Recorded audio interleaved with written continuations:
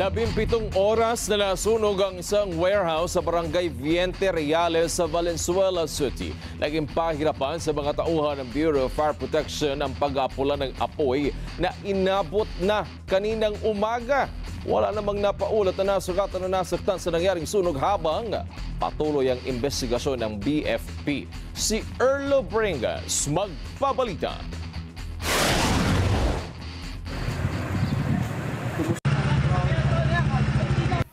Alas 5:25 ng hapon nitong Biyernes, nagsumiklab ang sunog na yan sa isang industrial warehouse sa barangay Viente Reales, Valenzuela City.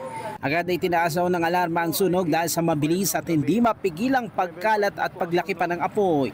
Makapal na usok din ang tumambad sa mga dumating na mga bumbero maging fire volunteer sa lugar. Habang ang mga residente sa kalapit na residential area nabulabog.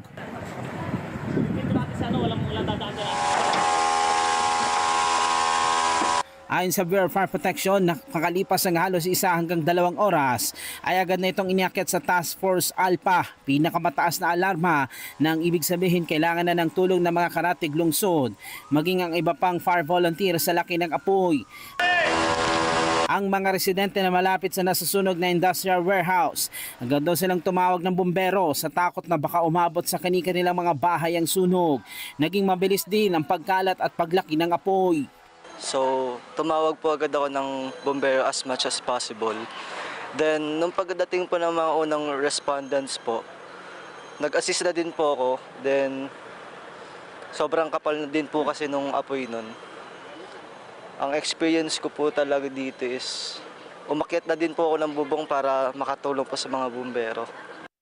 Hindi naman naiwasang mag-alala ng iba pang residente na malapit sa nasusunog na warehouse dahil sa laki ng apoy.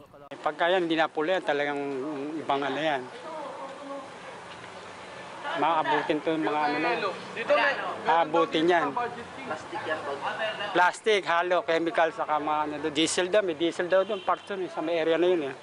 Kaya gawa ng ano. Yan, kita mo, hanggang ngayon, lumalakas, oh. Umani. Ang una ko pong ginawa, tinulungan ko po yung mga kapitbahay po namin na matatanda. Hiniligas po namin po doon sa dulo doon. Doon po kasi safe po doon eh. Walang naitalang nasugatan at nasawi sa nasabing insidente, habang aabot naman sa umigit kumulang 800 bumbero, rescue personnel at social workers ang tumagon sa nasabing fire incident. Level natin, tubig!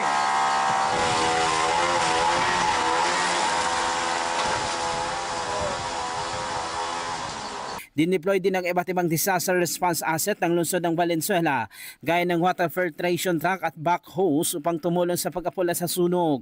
Wala pang inilabas na report ang Bureau of Fire Protection sa dahilan ng sunog sa warehouse at kung bakit tumagal ang pag-aapula nito ng halos 17 oras. Alas 8:24 na ng umaga ngayong Sabado nang ideklara ng BFP na fire under control ang sunog. Patuloy namang iniimbestigahan ang naging saninang sunog sa warehouse. Erlo Bringas para sa Matalag Agila, matatag, matapang, matapat.